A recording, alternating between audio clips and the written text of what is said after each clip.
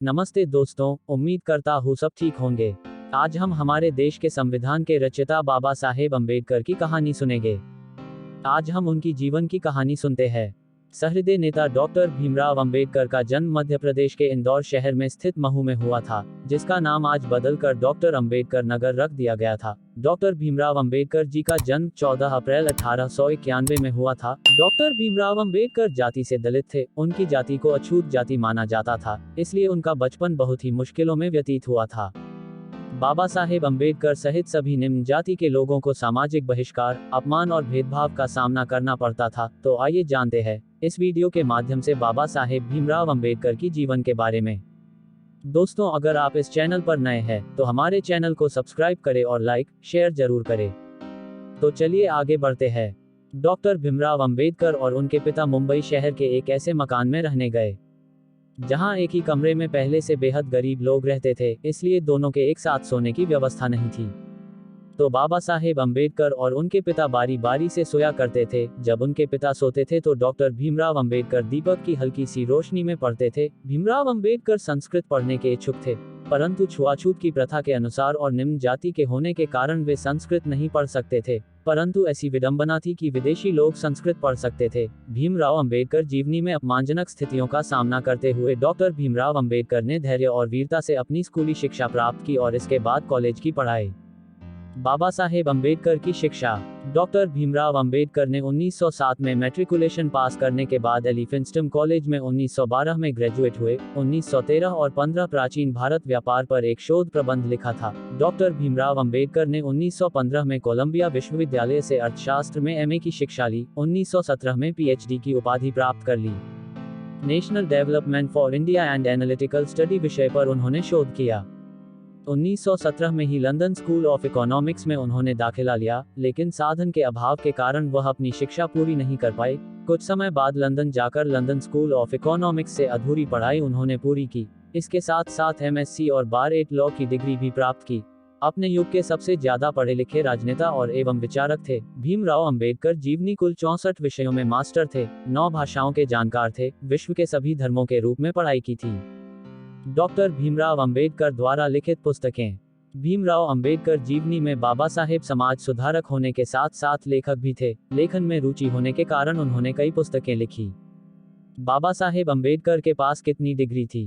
Bharat Ratna doctor Bhimrao Ambedkar के पास 32 डिग्रियों के साथ 9 भाषाओं के सबसे बेहतर जानकार थे। उन्होंने लंदन स्कूल ऑफ इकोनॉमिक्स में मात्र 2 साल 3 महीने में 8 साल की पढ़ाई पूरी की थी। वह लंदन स्कूल ऑफ इकोनॉमिक्स से डॉक्टर ऑल साइंस नामक एक दुर्लभ डॉक्टरेट की डिग्री प्राप्त करने वाले भारत के ही नहीं बल्कि पूरी दुनिया के पहले और एकमात्र व्यक्ति हैं। प्रथम विश्व युद्ध की वजह से उनको भारत वापस लौटना पड़ा। कुछ समय बाद उन्होंने बड़ौदा राज्य के सेना सचिव के रूप में नौकरी प्रारंभ की। बाद में उनको Sydenham college of commerce and economics में राजनीतिक अर्थव्यवस्था के प्रोफेसर के रूप में नौकरी मिल गई। कोल्हापुर के शाहू महाराज की मदद से एक बार फिर वह उच्च शिक्षा के लिए लंदन गए। प्रयत्नशील सामाजिक सुधारक doctor Bhimrao Ambedkar. Doctor B R Ambedkar ने इतनी असमानताओं का सामना करने के बाद सामाजिक सुधार का मोर्चा उठाया। अम्बेडकर जी ने ऑल इंडिया क्लासेज एसोसिएशन का संगठन किया। सामाजिक सुधार को लेकर वह बहुत प्रयत्नशील थे। ब्राह्मणों द्वारा छुआछूत की प्रथा को मानना, मंदिरों में प्रवेश न करने देना, दलितों से भेदभाव, शिक्षकों द्वारा भेदभाव आदि सामाजिक सुधार करने का प्रयत्न किया, परंतु विदेशी शासन काल होने कारण ये ज्यादा सफल नहीं हो पाया। विदेशी शासकों को ये डर था कि यदि ये लोग एक हो जाएंगे तो परंपरावादी और रूढ़िवादी वर्ग उनका विरोधी हो जाएगा। भीमराव अम्बेडकर जीवनी, छुआछूत विरोधी संघर्ष। डॉक्टर भीमराव अम्बेडकर छुआछूत की पीड़ा को जन्म से ही झेलते आए थे। जाति प्रथा और ऊंच नीच का भेदभाव वह बचपन से ही देखते आए थे और इसके स्वरूप उन्होंने काफी अपमान का सामना किया। डॉक्टर भीमराव अम्बेडकर ने छुआछूत के विरुद्ध संघर्ष किया और इसके जरिए वे निम्न जाति वालों को छुआछूत की प्रथा से मुक्ति दिलाना चाहते थे और समाज में बराबर का दर्जा दिलाना चाहते थे। 1920 के दशक में मुंबई में डॉक्टर भीमराव अम्बेडकर ने अपने भाषण में ये साफ साफ कहा था कि जहां मेरे व्यक्तिगत हित और देश हित में टकराव होगा, वहां पर मैं देश के हित को प्राथमिकता दूंगा, परंतु जहां दलित जातियों के हित और देश के हित में टकराव होगा, वहां मैं दलित जातियों को प्राथमिकता दूंगा। वे दलित वर्ग के लिए मसीहा के रूप में सामने आए। जिन्होंने अपने अंतिम क्षण तक दलितों को सम्मान दिलाने के लिए संघर्ष किया। सन 1927 में अछूतों को लेने के लिए एक सत्याग्रह का नेतृत्व किया और सन 1937 में मुंबई में उच्च न्यायालय में मुकदमा जीत लिया। डॉक्टर भीमराव अंबेडकर बनाम गांधी जी। सन 1932 में पुणे समझौते में गांधी और अंबेडकर आपसी विचार विमर्श के बाद एक मार्गदर्शन पर सहमत हुए। वर्ष 1945 में अंबेडकर ने हरिजनों का पक्ष लेने के लिए महात्मा गांधी के दावे को चुनौती दी और what Congress and Gandhi have done to the untouchables सन 1945 नामक लेख लिखा। सन 1947 अंबेडकर भारत सरकार के कानून मंत्री बने। डॉक्टर भीमराव अंबेडकर गांधी जी और कांग्रेस के उग्र आलोचक है। 1932 में ग्राम पंचायत बिल पर मुंबई की विधानसभा में बोलते हुए अंबेडकर जी ने कहा, बहुतों ने ग्राम पंचायतों की प्राचीन व्यवस्था की बहुत प्रशंसा की है, कुछ लोगों ने उन्हें ग्रामीण प्रजातंत्र कहा है। इन देहाती प्रजातंत्रों का गुण जो भी हो, मुझे ये कहने में जरा भी दुविधा नहीं है कि वे भारत में सार्वजनिक जीवन के लिए अभिशाप हैं। यदि भारत राष्ट्रवाद उत्पन्न करने में सफल नहीं हुआ, यदि भारत राष्ट्रीय भावना के निर्माण में सफल नहीं हुआ, तो इसका मुख्य कारण मेरी समझ में ग्राम व्यवस्था का अस्तित्व है। डॉक्टर भीमराव अंबेडकर राजनीतिक सफर। 1936 में बाबा साहेब जी ने स्वतंत्र मजदूर पार्टी का गठन किया था।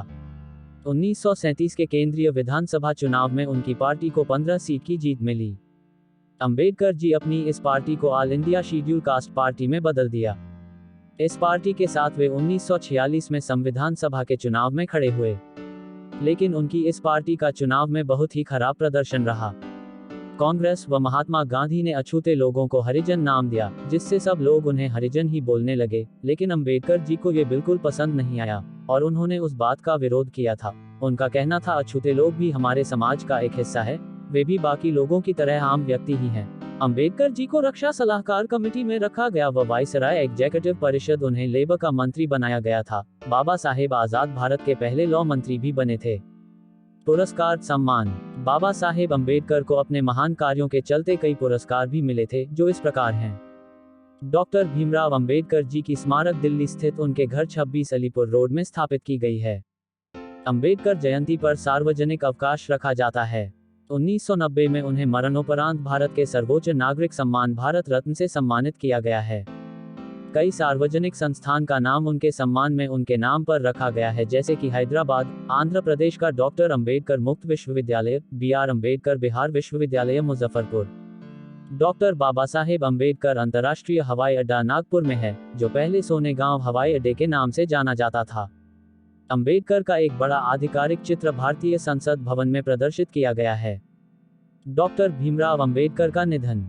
डॉक्टर भीमराव अंबेडकर सन 1948 से मधुमेह डायबिटीज से पीड़ित थे और वह 1954 तक बहुत बीमार रहे थे। 3 दिसंबर 1956 को डॉक्टर भीमराव अंबेडकर ने अपनी अंतिम पांडुलिपि बुद्ध और धम्म उनके को पूरा किया और 6 दिसंबर 1956 को अपने घर दिल्ली में अपनी अंतिम सांस ली थी।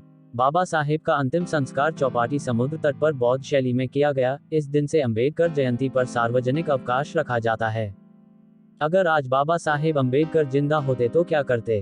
भीमराव अंबेडकर जीवनी अगर आज होते तो समाज में क्या क्या बदलाव ला सकते थे? पॉइंट्स कुछ इस प्रकार हैं।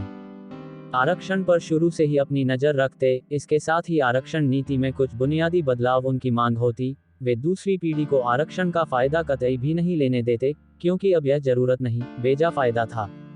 आरक्षित कोटे से एक अवसर पाने वाले दलित परिवार बेहतर आर्थिक और शैक्षणिक स्तर हासिल कर चुके थे। बाबा साहेब इसे सामान्य वर्ग में आना ही मानते थे। गरीबी सिर्फ दलितों में नहीं थी, गांवों में लाखों परिवार भी उसी लंबी गुलामी की पैदाइश थे। इसके अलावा भूमिहीन, गरीब और मजदूरी पर आश्रित है। अगर बाबा साहेब होते तो इसको नजरअंदाज कर ही नहीं सकते थे। वे पहले शख्स होते जो 20 साल बाद आर्थिक आधार पर सबका साथ, सबका विकास चाहते। तब ऊंची जाति के उपेक्षित और प्रतिभाशाली लोग भी सिर्फ उन्हीं की शरण में जाते और वे ही सर्वोत्तम न्यायसंगत रास्ता निकालते। वे अनुसूचित जाति, जनजाति के नौकरी प्राप्त अफसर कर्मचारियों के संगठन बनाए जाने के खुलकर खिलाफ होते। वे कहते, आरक्षितों के संगठन बनाकर आरक्षण को राजनीतिक ढाल मत बनाए, वरना हम दिशा भटक जाएंगे। आप मजबूत हो गए हैं तो दूसरे कमजोरों की सहायता कीजिए। बाबा साहेब अंबेडकर के बारे में रोचक तथ्य। डॉक्टर भीमराव अंबेडकर के बारे में रोचक तथ्य। भारत के झंडे पर अशोक चक्र लगवाने वाले डॉक्टर बाबा साहेब भीमराव अंबेडकर ही थे। डॉक्टर भीमराव अंबेडकर लगभग 9 भाषाओं को जानते थे। भीमराव अंबेडकर ने 21 साल की उम्र तक लगभग सभी धर्मों की पढ़ाई कर ली थी। भीमराव अंबेडकर ऐसे पहले इंसान थे जिन्होंने अर्थशास्त्र में पीएचडी विदेश जाकर की थी। भीमराव अंबेडकर के पास लगभग 32 डिग्रियां थी। बाबा साहेब आजाद भारत के पहले कानून मंत्री थे। बाबा साहेब ने 2 बार लोकसभा चुनाव लड़े, लेकिन दोनों बार हार गए थे। भीमराव अंबेडकर हिंदू महार जाति के थे, जिन्हें समाज अछूत मनाता था। भीमराव अंबेडकर कश्मीर में लगी धारा नंबर 370 के खिलाफ थे। बाबा साहेब अंबेडकर के कुछ महान विचार। डॉक्टर भीमराव अंबेडकर के कुछ महान विचार। एक महान आदमी एक प्रतिष्ठित आदमी से इस तरह से अलग होता है कि वह समाज का नौकर बनने के लिए तैयार होता है। 2. एक सफल क्रांति के लिए सिर्फ असंतोष का होना पर्याप्त नहीं है, जिसकी आवश्यकता है वो है न्याय एवं राजनीतिक और सामाजिक अधिकारों में गहरी आस्था। 3. गलत को गलत कहने की क्षमता नहीं है तो आपकी प्रतिमा व्यर्थ है।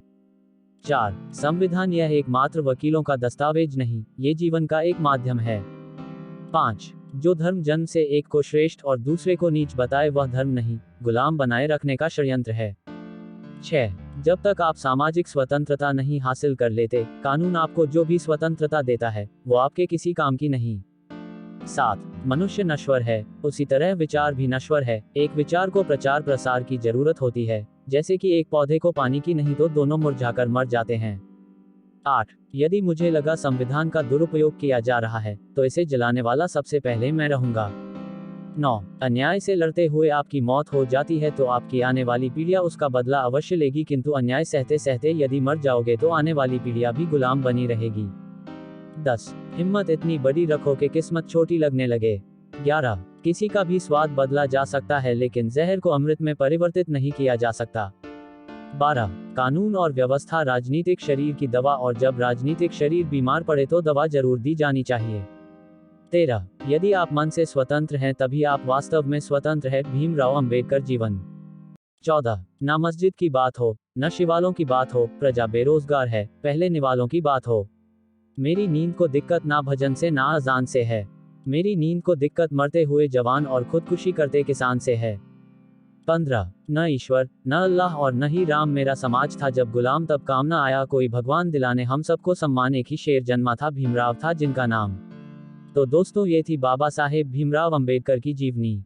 अगर वीडियो पसंद आई है तो लाइक, शेयर और चैनल को सब्सक्राइब करना ना भूले, साथ ही नोटिफिकेशन बेल को ऑल पर सिलेक्ट कर ले। तो दोस्तों मिलते हैं अगली नई वीडियो में, तब तक के लिए अपना और अपनों का ख्याल रखें। धन्यवाद।